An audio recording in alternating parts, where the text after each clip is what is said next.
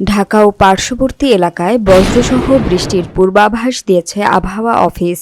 মঙ্গলবার সকাল ৭টা থেকে পরবর্তী ৬ ঘণ্টার আবহাওয়ার পূর্বাভাসে জানানো হয়, দুপুর ১টা পর্যন্ত ঢাকা ও পার্শ্ববর্তী এলাকার আকাশ অস্থায়ীভাবে আংশিক মেঘলা থাকতে পারে। এ সময় বৃষ্টি অথবা বজ্রসহ বৃষ্টি হতে পারে।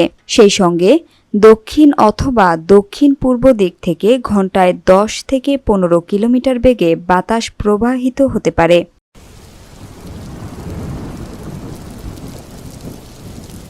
এছাড়া আবহাওয়া অফিস জানিয়েছে, আজ সকাল ৬টায় ঢাকার সর্বোচ্চ তাপমাত্রা ছিল ২৭.৪ ডিগ্রি সেলসিয়াস আর সর্বনিম্ন তাপমাত্রা ছিল ২৭.১ ডিগ্রি সেলসিয়াস। এ সময় ঢাকার বাতাসের আপেক্ষিক আর্দ্রতা ছিল ৯৫%। দিনের তাপমাত্রা অপরিবর্তিত থাকতে পারে।